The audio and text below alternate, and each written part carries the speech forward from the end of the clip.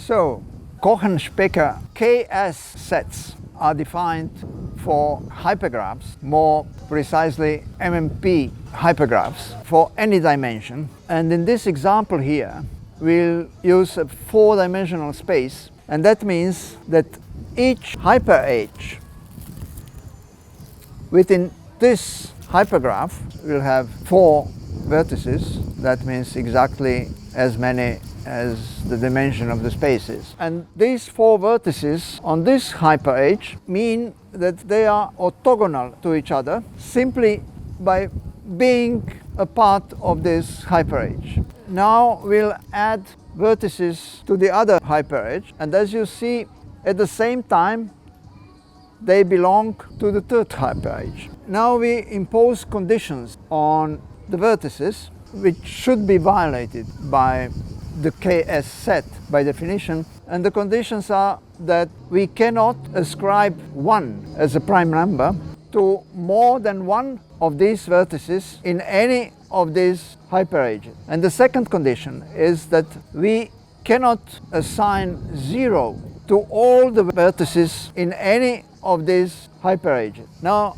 we can have a look at the structure of such an assignment to vertices on this MMP hypergraph. If we assign 1, for example, to this vertex, then we have to assign zeros to all the other vertices. And that means that vertices in this hyper-H must all be assigned 0, what's in contradiction with our condition. So we have got a KS MMP hypergraph here, because for this set it's impossible to satisfy both conditions within a hypergraph.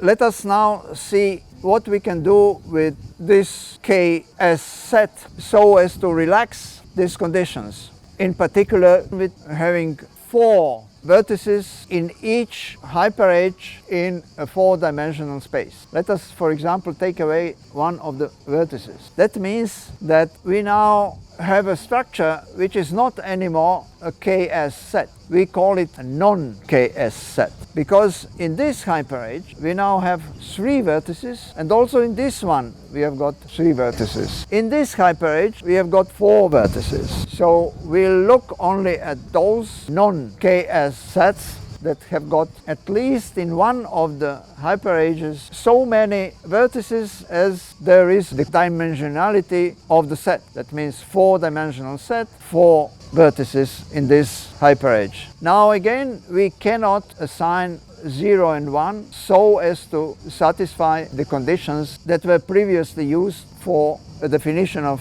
KS set, and now we use it for a non-KS set in the following sense. We have to violate the conditions that in any of the hyper-H's we can at most assign 1 to one vertex, and that we must not have zeros assigned to all vertices in any of the hyper-H's. If we assign 1 to this one, then we must have zeros to all the others. That means that zeros are assigned to this hyper-H, and that violates the condition of the non-KS set.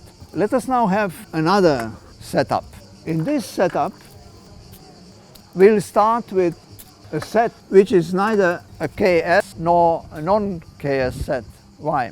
Because, for example, if we assign 1 to this vertex, then we have got zeros to these ones, zeros to these ones, 1 to this vertex. Let us now take away 2 vertices for non-KS sets. We immediately see that this hyper-H contains 2 vertices, both of which can be assigned 0. So we have got, for example, 1 assigned to this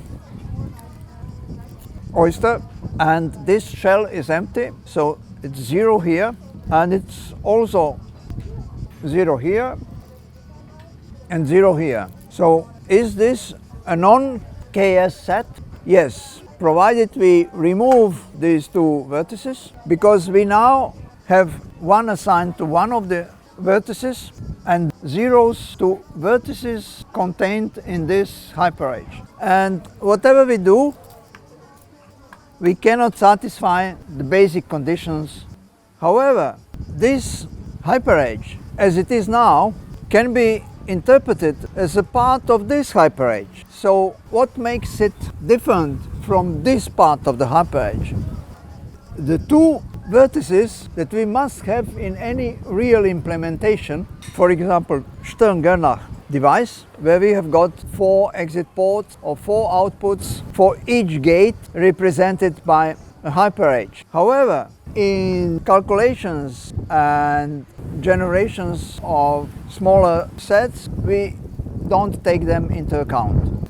And the implementation requires experimental verifications of the quality of vertices, in our case Oysters, and that concludes our presentation of Oyster MMP hypergraphs.